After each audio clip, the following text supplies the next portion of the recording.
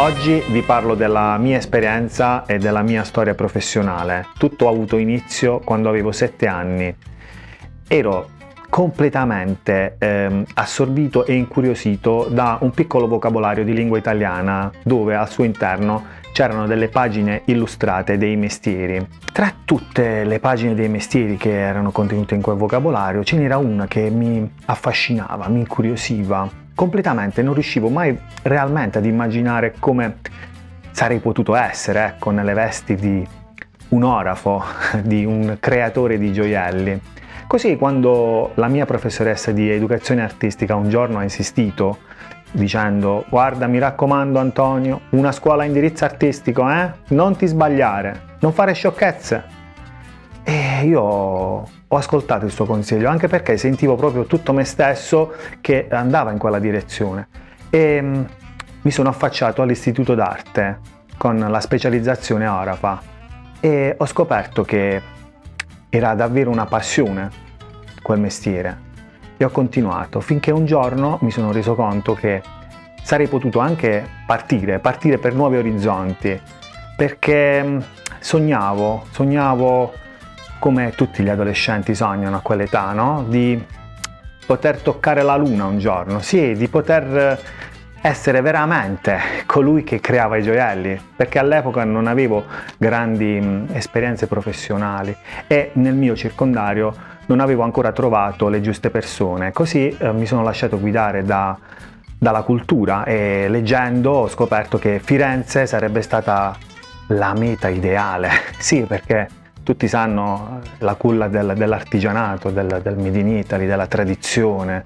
Ho preparato le mie valigie, avevo quasi 19 anni, sono partito in totale solitudine per un'avventura indimenticabile, rifarei tutto così come è andata dal primo giorno fino ad oggi.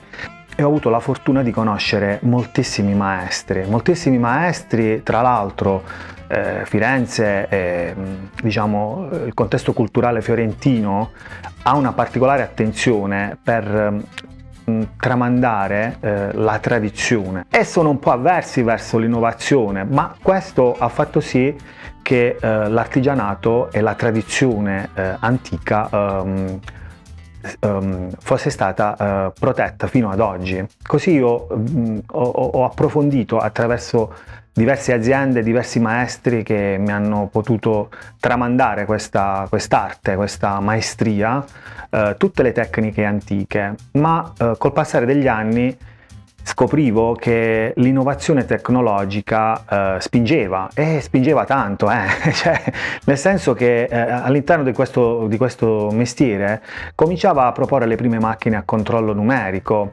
e vista l'esperienza un po' avversa del contesto fiorentino verso la tecnologia ho scelto di trasferirmi e di partire per il nord, quindi Milano, Valenza Po. Ecco, Valenza Po è stata una meta molto importante dal punto di vista dell'ingegnerizzazione del prodotto, della progettazione 3D, della prototipazione, che devo dire mi ha veramente attratto totalmente, perché vedevo in questa tendenza all'interno del mio lavoro delle enormi opportunità per quello che è il gioiello personalizzato. Allora, io vengo da una scuola antica, dove prototipare un gioiello su misura significava fare più prototipi tutti a mano, cioè non c'era la digitalizzazione dei processi, quindi non c'era l'opportunità di fare modifiche in tempo reale e mandare in stampa un progetto, quindi ogni volta per ogni modifica bisognava riprogettare e ricreare il modellino in cera. Quindi quando sono arrivato lì sono venuto subito a contatto con queste grandi realtà industriali. Basti pensare che Valenza Po ha sempre rappresentato quasi il 70% della gioielleria internazionale, quindi una realtà molto molto importante sul territorio nazionale.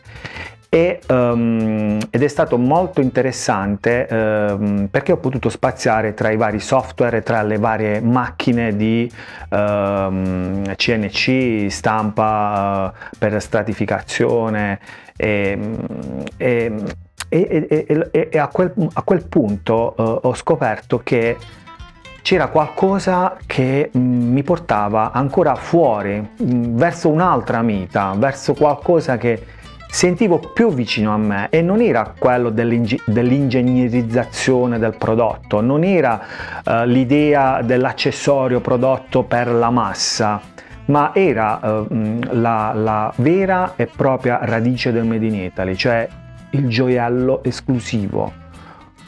Quel gioiello capace di poter raccontare qualcosa in più di chi lo indossa, non semplicemente come oggetto griffato. E mi sono dimesso da questo indotto, ho rifatto i biglietti, sono ripartito per il Sud, sono tornato a casa qui in Puglia, e ho potuto rivivere il sole, il calore, non solo familiare ma anche proprio climatico, che mi ha dato un'energia incredibile per poter avviare il mio progetto. Il mio progetto l'ho chiamato Jewelry Experience. A sua volta si divide in due grosse esperienze fondamentalmente, oltre ovviamente a tutto quello che è il discorso del gioiello personalizzato, il restauro, riparazioni e perizie. Ma la cosa che caratterizza oggi il mio progetto è il gioiello narrativo e Orafi per un giorno. Sono due esperienze strettamente legate al committente e che permettono al committente di vivere un'esperienza totale.